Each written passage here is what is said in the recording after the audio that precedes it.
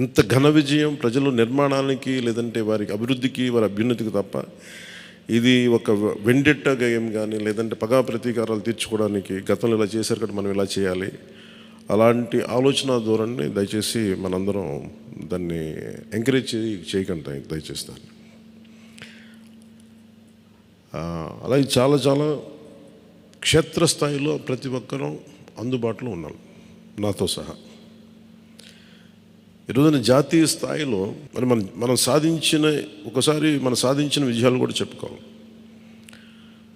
చాలామంది political party ప్రారంభించారు, మూసేశారు భారతదేశం మొత్తం మీద. ఈవెన్ ఫ్రమ్ పంజాబ్ నుంచి ఎవరో వచ్చి మాట్లాడుతున్నారు, వాళ్ళ అకాలీదళ్ ఫ్యాక్షన్ ఒకటి.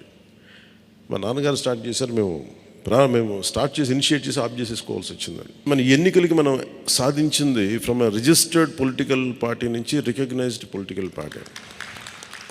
అండ్ రెండు, నెవర్ బిఫోర్ ఇన్ భారత్ పోటీ చేసిన అన్ని స్థానాల్లో భారీ మెజారిటీలతోటి గెలుపొందటం 100% స్ట్రైకింగ్ రేట్, 100%. అంటే మన మీద ఎంత విశ్వసనీయత ఉంది, అంటే ఎంత విశ్వాసం ఉంది ప్రజలకి, ఎంత నమ్మారు, ఇది వాళ్ళు చేసి చూపించారు. 2019లో ఎలక్షన్లు అయిపోయిన వెంటనే మేము తప్పు చేసాం, మేము నీకు నిలబడతామని చెప్పి అది ఈ రోజున మనకి మద్దతుగా నిలిచిన ప్రజలందరికీ కూడా ఇంకొక మారు చాలా చాలా ప్రత్యేకమైన ధన్యవాదాలు.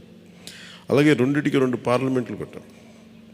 అంటే దాదాపు మీరు చూస్తే 2 పార్లమెంట్లు మనం ఇవి తీసుకుని దాదాపు ఒక 45 స్థానాల్లో మనం ప్రభావితం ఉన్నట్టు మనం ఖచ్చితంగా డైరెక్ట్గా. అలాగే మన టీడీపీ, మన ఎన్డీఏ కూటమిలో మిగతా పార్టీల విజయానికి కూడా మేము ఎంత బలంగా నిలబడ్డామో మీ అందరికీ తెలుస్తుంది. ఓట్ ట్రాన్స్ఫర్ ఎంత బాగా జరిగిందో, ఫస్ట్ టైం చాలా అవేకెండ్ ఓటింగ్ జరిగింది, చాలా రెస్పాన్సిబుల్ ఓటింగ్ జరిగింది. ఇలా